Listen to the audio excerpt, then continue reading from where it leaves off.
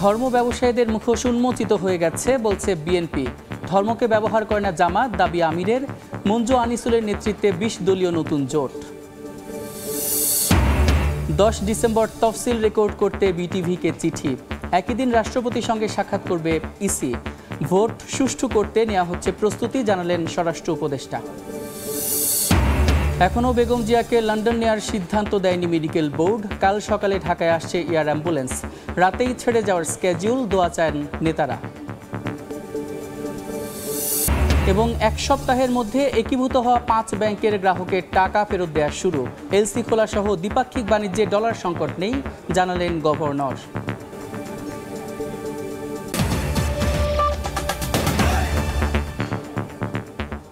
সময় সংবাদের সঙ্গে আছি আমি সাদিক হাসান ইমন। যে দলের কোনো নীতি আদর্শ নেই, কেবল ধর্মের ট্যাবলেট বিক্রি করতে চায়, জনগণের সামনে তাদের মুখোশ উন্মোচন হয়ে গেছে বলে মন্তব্য করেছেন বিএনপির স্থায়ী কমিটির সদস্য সালাউদ্দিন আহমদ। জান্নাতের কথিত টিকিট বিক্রির সমালোচনা করে দলটির নেতারা বলেন, দেশকে অন্ধকার যুগে নিয়ে যেতে পারে জামাত। সামাজিক যোগাযোগ মাধ্যমে একদল লোক রাজনৈতিক চরিত্র হননে ব্যস্ত, এমন মন্তব্য করে নেতাকর্মীদের পাল্টা যুক্তি তুলে ধরার পরামর্শ দেন তারা। জাতীয় নির্বাচন সামনে রেখে বিএনপির দেশ গড়ার কর্মসূচির দ্বিতীয় দিনের আয়োজনেও ছাত্রদল নেতাকর্মীদের সঙ্গে মতবিনিময়। সোমবার সকালে রাজধানীর কৃষিবিদ ইনস্টিটিউট মিলনায়তনে দিনের উদ্বোধনী পর্বে যোগ দেন বিএনপির স্থায়ী কমিটির সদস্য সালাউদ্দিন আহমদ ও সিনিয়র যুগ্ম মহাসচিব রুহুল কবির রিজভী।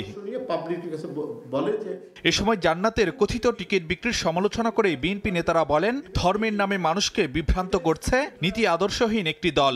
তারা ইউরোপের মধ্যযুগকে, অন্ধকার যুগকে ফিরিয়ে নিয়ে আসতে চাচ্ছে। জামাত ইসলাম আজকে ধর্মের নামে যে ব্যবসাটা করছে, মানুষকে বিভ্রান্ত করছে, তার একটা উপযুক্ত জবাব আপনারা ওই জান্নাতের টিকিটটাকেই আপনারা ঠিক মতো তার প্রতি উত্তর দিতে পারবেন। যারা বিনা কষ্টে জান্নাতে যেতে চাচ্ছেন, সেটার বাস স্টেশন কোথায় একটু আগে জেনে নেবেন। আমাদের ধর্ম ব্যবসায়ী বন্ধুদের উদ্দেশ্যে বলা হয়ে গেল মনে হয়। তারা কেবলই বলছে যে এখানে একটু মার্কাতে ভোট দিলে তরতরাইয়া জান্নাতে যাবে, তার আগে ইহকালে কিভাবে চলবে এর কোনো বক্তব্য নাই।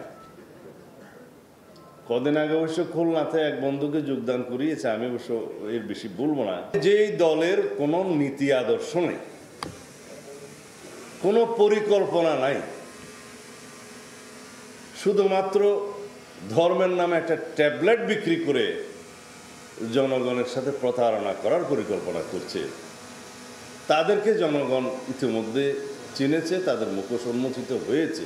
সামাজিক যোগাযোগ মাধ্যমে রাজনীতিকদের চরিত্র হননের সমালোচনা করেন বিএনপির স্থায়ী কমিটির সদস্য সালাউদ্দিন আহমদ। প্রশ্ন তোলেন, বিদেশে থাকা কোনো কোনো অ্যাক্টিভিস্টের দায়িত্ববোধ ও দেশপ্রেম নিয়ে। সবচেয়ে বেশি কাউন্টার ফাইটটা ওখানে দিতে হবে এখন, কারণ যে ২-৪ লাইন লেখে কিছু কিছু বুদ্ধা, জানুক আর না জানুক, বিদেশ থেকে কেউ কেউ এভাবে এমনভাবে লিখছে যেন তারাই হচ্ছে সবচেয়ে জ্ঞানের জাহাজ, বাকি সব মূর্খ, এবং তারা যা বলছে এগুলো তাদের একটা ক্লাস চর্বিত চর্বণ করে ছাড়ছে।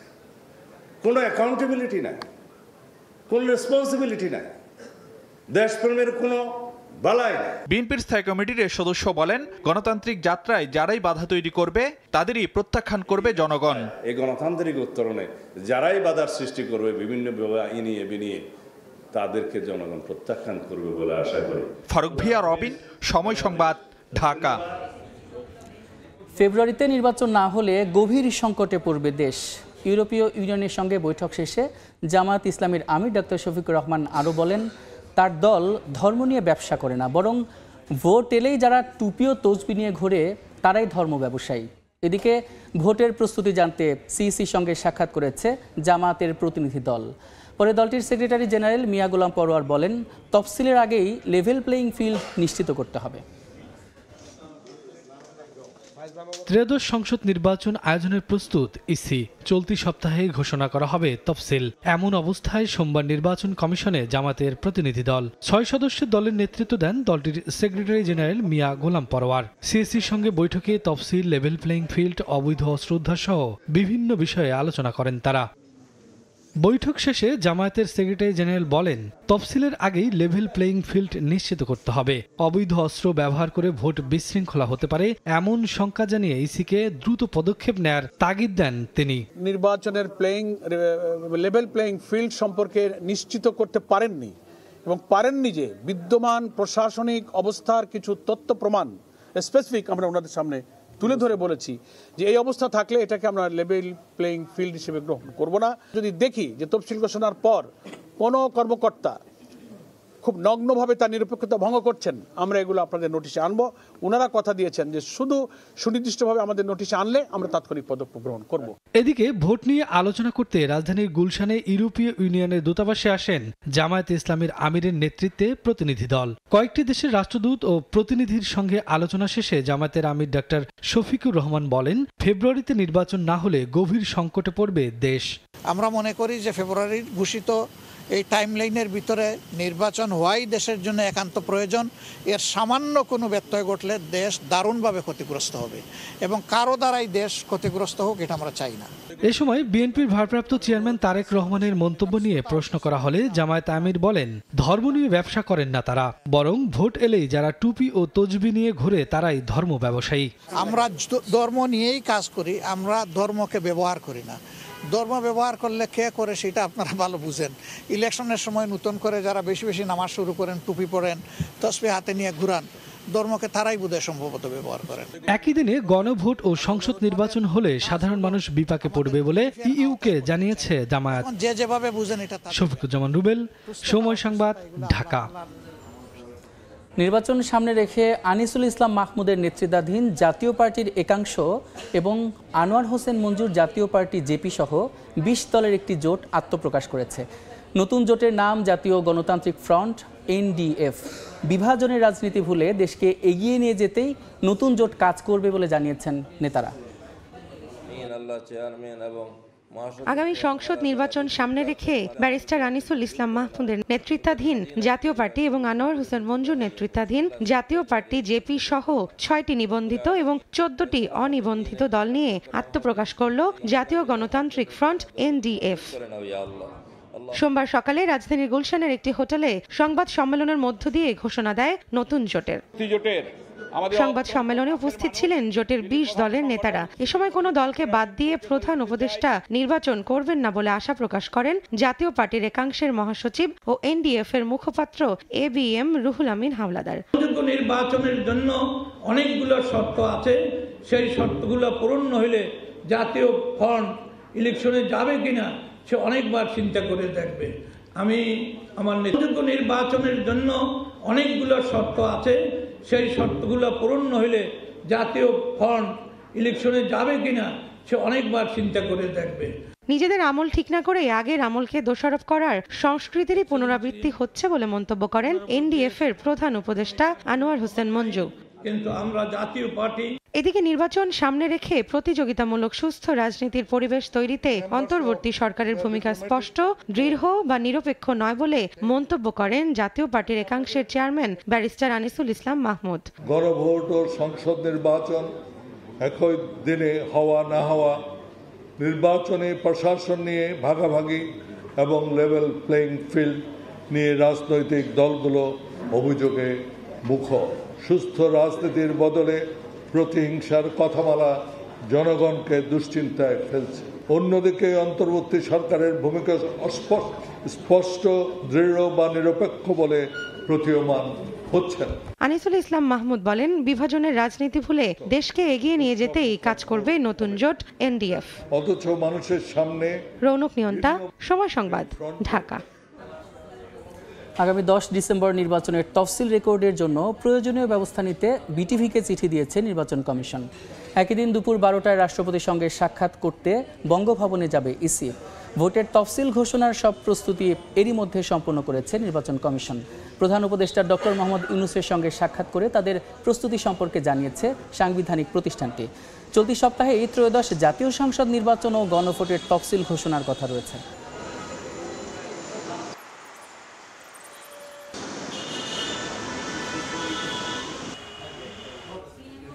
এই মুহূর্তে নির্বাচন কমিশনে আছেন সহকর্মী কাউসারা চৌধুরী কুমু। বিস্তারিত জানতে চলে যাচ্ছি তার কাছে।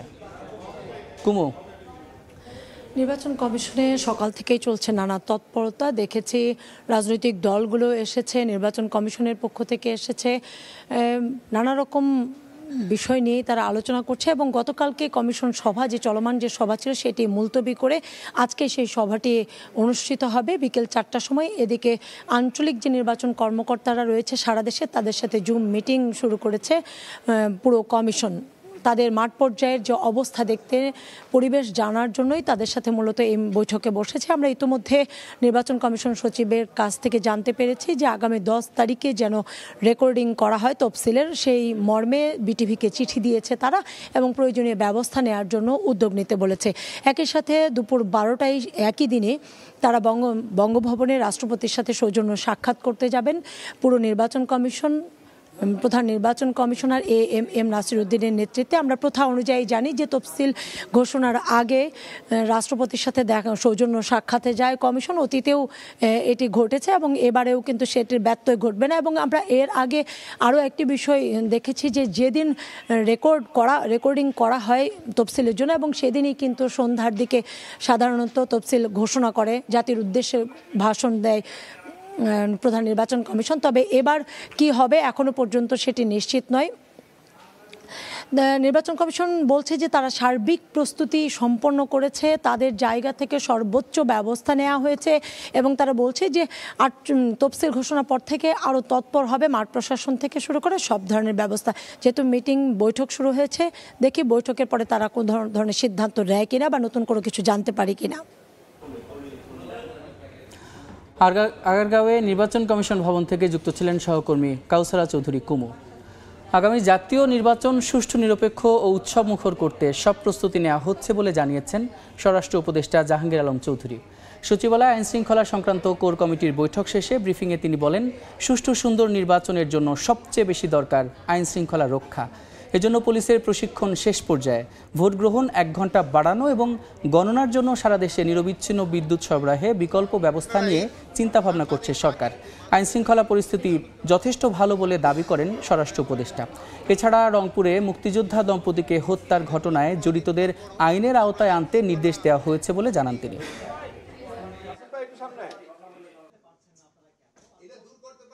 ক্রেডিবল একটা নির্বাচন, উৎসব মুখর একটা নির্বাচন, এটার জন্য যত ধরনের প্রস্তুতি দরকার সব কিছুই নিচ্ছে। বাট সব কিছুর প্রস্তুতির জন্যই কিন্তু একটা প্রশিক্ষণ দরকার পড়ে। নির্বাচনের প্রস্তুতি মাশাআল্লাহ খুবই ভালো, সব বাহিনীগুলি কিন্তু তাদের প্রশিক্ষণ চালিয়ে যাচ্ছে। বিভিন্ন বাহিনী ওখানে যাব, তাদের প্রশিক্ষণগুলি কীরকম হচ্ছে ওইটার মানটা দেখার জন্য, এবং আমরা আশা করছি জানুয়ারির ভিতরে আমাদের প্রশিক্ষণ সমাপ্ত হবে। সময় সংবাদে আরও থাকছে। জুলাই হত্যাযোগ্য মামলায় ওবায়দুল কাদের সহ 7 জনের বিরুদ্ধে তদন্ত শেষ, দ্রুতই অভিযোগপত্র দাখিল। অস্ত্র হাতে মাঠে ছিল যুব ও ছাত্রলীগ, বলছে প্রসিকিউশন। রাজধানীর এভার কেয়ার হাসপাতালের সিসিইউতে আছেন বিএনপি চেয়ারপারসন বেগম খালেদা জিয়া। সাবেক প্রধানমন্ত্রীর শারীরিক অবস্থা অনেকটাই অপরিবর্তিত। তার সুস্থতার জন্য দেশবাসীর কাছে দোয়া চেয়েছেন বিএনপির নেতারা। এভার কেয়ারে 16 দিন ধরে চিকিৎসাধীন বিএনপি চেয়ারপারসন বেগম খালেদা জিয়া। 12 দিন ধরে তাকে চিকিৎসা দেওয়া হচ্ছে সিসিইউতে। বিএনপি প্রধানের স্বাস্থ্য নিয়ে দেশি বিদেশি চিকিৎসকদের মেডিকেল বোর্ড বসছে প্রায় প্রতিদিনই। পুরো বিষয়টি পর্যবেক্ষণ করছেন তার পুত্রবধূ জুবাইদা রহমান। বেগম জিয়াকে উন্নত চিকিৎসার জন্য লন্ডনে নেওয়া হবে কিনা তা নির্ভর করছে মেডিকেল বোর্ডের সিদ্ধান্তের ওপর। আলোচনায় এয়ার অ্যাম্বুলেন্সের ইস্যুটিও। বেগম জিয়াকে সুস্থ করে তুলতে আপ্রাণ চেষ্টা করছেন চিকিৎসকরা। তার সুস্থতার জন্য দেশবাসীর কাছে দোয়া চেয়েছেন বিএনপির স্থায়ী কমিটির সদস্য মির্জা আব্বাস। দেশনেত্রী বেগম খালেদা জিয়া ওনার অসুস্থতার জন্য যে দোয়া আমি দেখেছি, আমি এই জীবনে এত দোয়া আমি মানুষের দেখি নাই। আলহামদুলিল্লাহ আজকে পত্রিকা দেখলাম যে ওনার অবস্থা বেশ খানিকটা ভালোর দিকে। আজকে ওনার অবস্থান উচ্চতা এমন জায়গায় পৌঁছেছে, উনি আর ওই সমস্ত অবস্থানে নাই। উনি এখন বাংলাদেশের অভিভাবক হিসেবে আবির্ভূত হয়েছে। সবার দোয়ায় বেগম জিয়া সুস্থ হয়ে উঠবেন বলে আশা বিএনপি নেতাদের। স্বতঃস্ফূর্তভাবে ওনাকে গ্রহণ করেছেন। আতাউর কাউসার, সময় সংবাদ, ঢাকা। জুলাই আগস্টের হত্যাযজ্ঞের মামলায় ওবায়দুল কাদের সহ 7 জনের তদন্ত শেষ হয়েছে। শিগগিরই এই মামলার আনুষ্ঠানিক অভিযোগ দাখিল করা হবে বলে জানিয়েছে প্রসিকিউশন। এদিন কার্যক্রম নিষিদ্ধ আওয়ামী লীগের সাবেক এমপি মন্ত্রীসহ 16 জনকে হাজির করা হয় ট্রাইব্যুনালে। এই মামলার পরবর্তী শুনানি 9 ফেব্রুয়ারি। জুলাই আগস্টের হত্যাযজ্ঞের মামলায় গত 17 নভেম্বর সাবেক প্রধানমন্ত্রী ও কার্যক্রম নিষিদ্ধ আওয়ামী লীগ সভাপতি শেখ হাসিনার মৃত্যুদণ্ড হয়। দল হিসেবে আওয়ামী লীগ তার সহযোগী সংগঠনের অপরাধেরও তদন্ত চলছে। এবার আওয়ামী লীগের সাধারণ সম্পাদক ওবায়দুল কাদের সহ যুবলীগ ও নিষিদ্ধ সংগঠন ছাত্রলীগের শীর্ষ নেতাদের তদন্ত শেষ হওয়ার কথা জানিয়েছে প্রসিকিউশন। খুব শীঘ্রই অন্তত 7 জনের বিরুদ্ধে আনুষ্ঠানিক অভিযোগ দাখিল করা হবে বলে জানানো হয়েছে। রাষ্ট্রপক্ষ বলছে, আইন শৃঙ্খলা বাহিনীর পাশাপাশি আওয়ামী লীগের অঙ্গ ও সহযোগী সংগঠনের নেতাকর্মীরাও আন্দোলন দমনে অস্ত্র হাতে মাঠে ছিলেন। ওবায়দুল কাদের সহ বাকি যে আসামিদের মামলাটা ছিল, এখানের থেকে 4 জন আসামির বিরুদ্ধে ইতিমধ্যে ফরমাল চার্জ দাখিল হয়েছে। জনাব হাসানুল হক ইনু, জনাব সালমান এফ রহমান, জনাব আনিসুল হক এবং জোনায়েদ আহমেদ পলক, তাদের বিরুদ্ধে যেহেতু আনুষ্ঠানিক অভিযোগ দাখিল হয়েছে এবং বিচার শুরু হয়েছে, সেই কারণে এই মিসেলেনিয়াস কেস এইটার দায় থেকে তাদেরকে অব্যাহতি দেওয়ার জন্য আমরা আবেদন করেছি। আদালত বলেছেন লিখিতভাবে বলার জন্য, তাহলে এই মিসেলেনিয়াস কেস থেকে তাদেরকে মুক্ত করা হবে, কিন্তু তাদের বিরুদ্ধে যে ট্রায়ালটা চলমান আছে সেখানে তারা বিচারের মুখোমুখি হবে। সোমবার জুলাই আগস্টের হত্যাযজ্ঞের মামলায় আওয়ামী লীগের সাবেক এমপি মন্ত্রীসহ 16 জনকে হাজির করা হয় ট্রাইব্যুনালে। এই মামলার পরবর্তী শুনানির দিন ধার্য করা হয়েছে 9 ফেব্রুয়ারি। এদিন ট্রাইব্যুনালে প্রথমবারের মতো মাহবুবুল আলম হানিফের মামলায় ক্যামেরা ট্রায়ালে অনুষ্ঠিত হয় সাক্ষ্য গ্রহণ। ট্রাইব্যুনাল 2-এ একজন সাক্ষীর ব্যাপারে ক্যামেরা ট্রায়াল হচ্ছে, কারণ হচ্ছে এই সাক্ষীকে নানানভাবে ভয়ভীতি দেখানো হয়েছে এবং সে কারণে তার নিরাপত্তার দিকটা বিবেচনা করে আমাদের আইনে যেহেতু বিধান আছে, সেই বিধান অনুসারে ক্যামেরা ট্রায়াল অর্থাৎ এক্সক্লুসিভলি শুধুমাত্র আইনজীবী, আসামি এবং সাক্ষী ছাড়া অন্য কেউ এখানে থাকবেন না, সেভাবে এই সাক্ষ্য গ্রহণ চলছে। এদিকে আলাদা 2 মামলায় সজীব অজেদ জয়, আনিসুল হক, সালমান এফ রহমান ও জুনায়েদ আহমেদ পলকের বিরুদ্ধে বুধবার অভিযোগ গঠনের শুনানির দিন ধার্য রয়েছে। আফজাল হোসেন, সময় সংবাদ, ঢাকা। সময় সংবাদে আরও থাকছে, থাইল্যান্ড কম্বোডিয়া সীমান্তে ফের উত্তেজনা, সেনা নিহতের জবাবে রয়্যাল থাই আর্মির পাল্টা বিমান হামলা, সীমান্ত থেকে সরিয়ে নেওয়া হচ্ছে বেসামরিক লোকজন। ওয়ার্ল্ড ক্লাস টেকনোলজি দ্বারা তৈরি এক্সপার্ট ওয়াটার পাম্প, পানির সমস্যায় এক্সপার্ট সমাধান। আগামী সপ্তাহের মধ্যে একীভূত 5 ব্যাংকের আমানতকারীদের ডিপোজিট গ্যারান্টির অর্থ ফেরত দেওয়া শুরু হবে বলে জানিয়েছেন বাংলাদেশ ব্যাংকের governor doctor Ahsan H Mansur. সকালে এনইসি সম্মেলন কক্ষে সাধারণ অর্থনীতি বিভাগ আয়োজিত এক সেমিনারে একথা বলেন তিনি। জানান, বৈদেশিক মুদ্রা বাজার স্থিতিশীল না হওয়ার আগে আইএমএফের কথা মতো ডলারের দর বাজার ভিত্তিক করা হয়নি। বর্তমানে এলসি খোলাসহ দ্বিপাক্ষিক বাণিজ্যে ডলার সংকট নেই বলেও জানান গভর্নর। তবে ব্যাংক ঋণের সুদহার বাড়ানোর কারণে বিনিয়োগ ও কর্মসংস্থান কমার বিপরীতে আয় বৈষম্য বেড়েছে বলে সমালোচনা করেন সিপিডির সম্মাননীয় ফেলো অধ্যাপক ডক্টর মুস্তাফিজুর রহমান।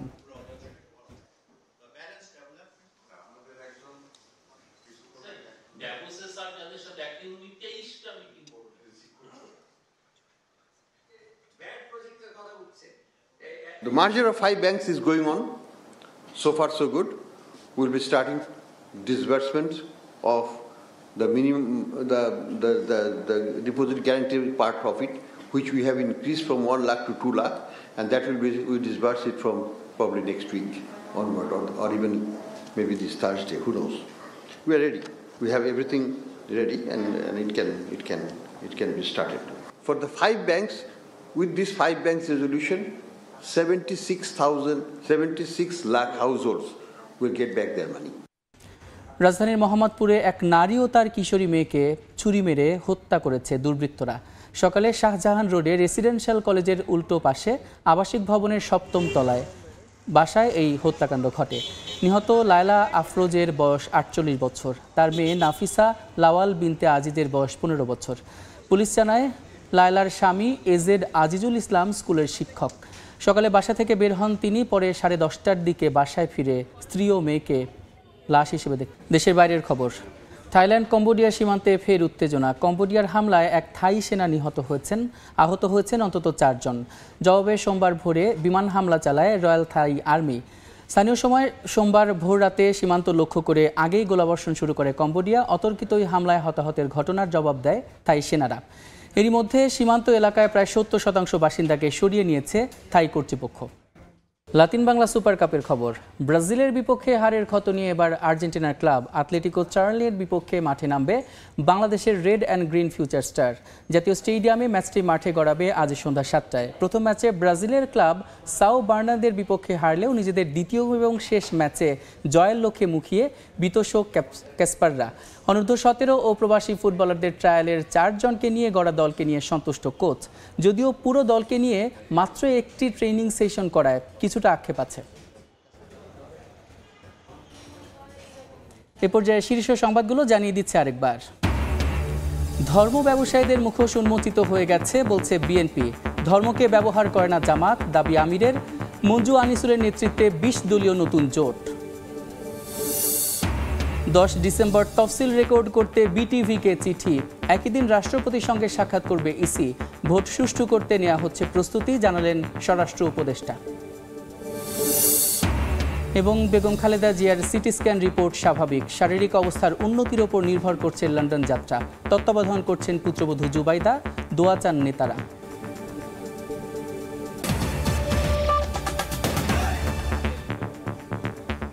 এই ছিল বিকেল 3টার সময় সংবাদে। এরপর আন্তর্জাতিক সময়ের সঙ্গে থাকবেন রোজা চৌধুরী। ধন্যবাদ সাদিক। আন্তর্জাতিক সময় নিয়ে আসছি কিছুক্ষণ পর, সঙ্গে থাকুন সময়ের।